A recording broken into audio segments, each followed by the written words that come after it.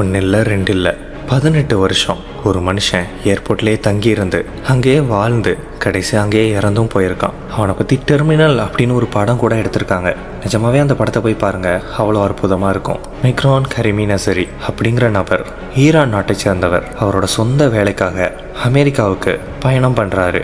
Hour travel பண்ணுற அந்த ஒரு நேரத்தில் அவரோட நாட்டில் போருங்கிறது வெடிக்குது. அவரோட நாட்டை வேற யாரோ கைப்பற்றியிருக்காங்க. இந்த ஒரு நியூஸ் தீயா பரவ அந்த நாட்டிலேருந்து வந்தவங்களோட பாஸ்போர்ட், விசா இதெல்லாம் சீஸ் பண்ண சொல்லியும் அவங்கள அமெரிக்காக்குள்ளே அனுமதிக்கக்கூடாது அப்படிங்கிற உத்தரவும் போடப்படுது. ஏர்போர்ட்லேருந்து வந்ததுமே அமெரிக்காவுக்குள்ளே நுழையிறதுக்கு அவருக்கு தடை அப்படிங்கிறது விதிக்கப்படுது. அவங்களோட நாட்டில் போர் நடந்து அந்த போர்னால அவங்களுடைய நாடு கையகப்படுத்தப்பட்டதுனால சொந்த நாட்டுக்கும் திரும்ப முடியல. ஒரு அகதியாக மாறி நிற்கிறாரு. நாட்கள் போய்கிட்டே இருக்குது. போக போக போக எந்த ஒரு நாடும் அவர் அக்செப்டும் பண்ணிக்கல. இதில் கொடுமை என்னன்னா, அவருக்கு இங்கிலீஷும் தெரியாது. மொழி தெரியாத ஒரு நாட்டில் அவங்க என்ன சொல்கிறாங்க, ஏது சொல்கிறாங்க, அவங்களோட ரூல்ஸ்லாம் என்ன, இது எதுவுமே தெரியாமல் தன் நாட்டில் போர் நடக்கிறத பார்த்து ஒரு பக்கம் கண் கலங்குறாரு. தன்னோட நாடும் நாட்டு மக்களும் கஷ்டப்படுறத பார்த்துட்டு அழுகுறாரு. இன்னொரு பக்கம் இவரால் ஏர்போர்ட்டை விட்டு சொந்த நாட்டுக்கும் போக முடியாமல், வேற எந்த நாட்டுக்கும் போக முடியாமல், அமெரிக்காக்குள்ளேயும் கால் எடுத்து வைக்க முடியாமல் அவதிப்பட்டுட்டு வராரு.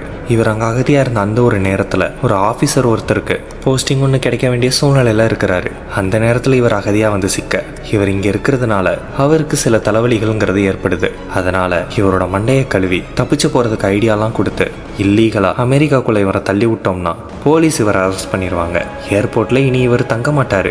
அதனால அந்த அதிகாரிக்கு தலைவலிங்கிறது குறையும் அப்படிங்கிறதுனால பல இல்லீகல் ஐடியாஸை கொடுக்குறாங்க ஏர்போர்ட்லேருந்து தப்பிச்சு போகிறதுக்கு. ஆனால் இந்த நபர், நான் நேர்மையாக தான் வந்தேன், நேர்மையாக தான் வெளியில் போவேன், ஒன்று என்னை என்னோட நாட்டுக்கு திரும்ப அனுப்புங்க, அப்படி இல்லைனா என்னை அமெரிக்காவுக்குள்ளே விடுங்க, இதுக்கான லீகல் ப்ரொசீஜர் என்னவோ அதுபடி நான் நடந்துக்கிறேன், அது வரைக்கும் இந்த ஏர்போர்ட்லேயே நான் இருந்துக்கிறேன் அப்படின்னு சொல்லிட்டு அங்கேயே தங்க ஆரம்பிக்கிறாரு. அங்கே உள்ள பாத்ரூம்லேயே குளிக்கிறாரு. ஆரம்ப காலகட்டத்தில் நிறைய பேர் மிச்சம் வச்சுட்டு போகிற சாப்பாடெல்லாம் எடுத்து சாப்பிட்டு வாழ்க்கையை நடத்திக்கிட்டு இருக்கிறாரு. பின்னால் ஏர்போர்ட்டில் லக்கேஜஸ்லாம் வச்சு தள்ளிட்டு போகிற ட்ராலி இருக்கும். ஒரு சிலர் அந்த ட்ராலியை கரெக்டாக அதோட இடத்துல போயிட்டு சேர்ப்பாங்க. அப்படி சேர்க்கும்போது அதுலேருந்து காசு வரும். ஒரு சிலர் அந்த காசுக்கெல்லாம் ஆசைப்படாமல் ட்ராலியை அங்கங்கே விட்டுட்டு போயிடுவாங்க. இதை கவனிச்ச அவர் அங்கேருந்த ட்ராலி எல்லாத்தையுமே கலெக்ட் பண்ணிட்டு போயிட்டு அதோட லைனில் சேர்த்து அதில் வர்ற காசை வச்சு மெக்டொனால்ட்ஸில் உள்ள பர்கர், பீஸா இது மாதிரியான ஜங்க் ஃபுட்டாக சாப்பிட்றாரு. அதெல்லாம் சாப்பிட்டு தன்னோட வாழ்க்கையை ஓட்டுறாரு. இதெல்லாம் பார்த்து அந்த ஆஃபீஸர், ட்ராலியில் வர காசை வச்சு தானே நீ சாப்பிட்ற அப்படின்னு அந்த ட்ராலியை அரேஞ்ச் பண்ணுறதுக்காகவே ஒரு ஆஃபீஸரை அப்பாயின்மெண்ட் பண்ணுறாரு. காசு கிடைக்க இருந்த அந்த ஒரு வேலையும் போயிட்டு ஏர்போர்ட்டில் பல கடைகளில் வேலைக்கு அப்ளை பண்ணுறாரு. ஆனால் யாருமே இவருக்கு வேலை கொடுக்கல. அதுக்கப்புறமா சும்மா இருக்கிற நேரத்தில் அங்கே கன்ஸ்ட்ரக்ஷன் ஒர்க் நடக்கும்போது சின்ன சின்ன வேலையெல்லாம் போய் பார்க்க ஆரம்பிச்சிருக்காரு. இவரோட வேலை பிடிச்சி போய் அங்கே அவருக்கு கொஞ்ச நாள் வேலை கிடைக்குது. கொஞ்ச நாள் கன்ஸ்ட்ரக்ஷன் ஒர்க்கு, கொஞ்ச நாள் ஏர்போர்ட்டில் உள்ளவங்க கிட்டலாம் நல்லா பழகி அந்த பழக்க வழக்கம் மூலமாக ஏற்படக்கூடிய உறவு மூலமாக சில சாப்பாடுங்கிறது அப்பப்போ கிடைக்குது. இப்படியே தன்னோட வாழ்க்கையை 18 வருஷம் ஏர்போர்ட்டில் ஓட்டிட்டாரு. இவரோட கதையை இன்ஸ்பயராக வச்சு டெர்மினல் அப்படின்ற ஒரு படமும் எடுத்திருப்பாங்க.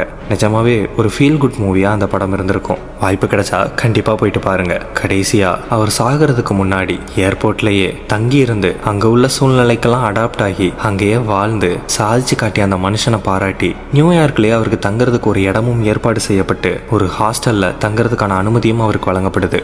ஆனால் 18 வருஷம் ஏர்போர்ட்லேயே தங்கியிருந்து அங்கே உள்ள மனுஷங்களோட பழகி அங்கே உள்ள சூழ்நிலைக்கு அடாப்ட் ஆன அவரால் வெளியில் போயிட்டு ஒரு சகஜமான வாழ்க்கையை வாழ முடியல.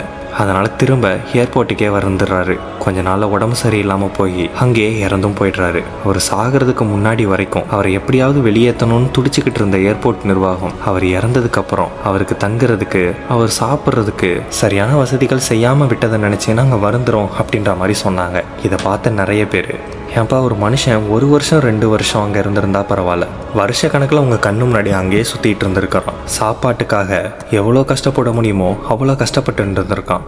உழைச்சி சாப்பிட்ணும் தான் நினச்சிருந்திருக்கான். வேலை தேடி அலைஞ்சிருக்கிறான். உங்களுக்கு அவன் நாட்டுக்கும் அனுப்ப முடியாமல் அமெரிக்காக்குள்ளேயே அனுப்ப முடியாமல் தவிக்கிறீங்க. அப்படி இருக்கும்போது ஏர்போர்ட்குள்ளேயே அவன் சாப்பிட்றதுக்கோ தங்குறதுக்கோ அவனுக்கான வேலைக்கோ ஏதாவது உத்தரவாதத்தை நீங்கள் பண்ணி கொடுத்துருந்துருக்கலாம். இவ்வளவு ஏன், அவன் சாகிறதுக்கு கொஞ்ச நாளைக்கு முன்னாடி தான் அவனை அமெரிக்காக்குள்ளேயே அலோவ் பண்ணிங்க. அதுவும் அவங்களோட நாட்டில் போர் முடிவுக்கு வந்ததுனால தான். ஒருவேளை போருங்கிறது முடிவுக்கு வரலனா அமெரிக்காக்குள்ளே காலெடுத்து எடுத்து வைக்கணும்னு வந்த அவரால் சாகிற வரைக்கும் அமெரிக்காக்குள்ளே நுழைஞ்சிருக்கவே முடியாது.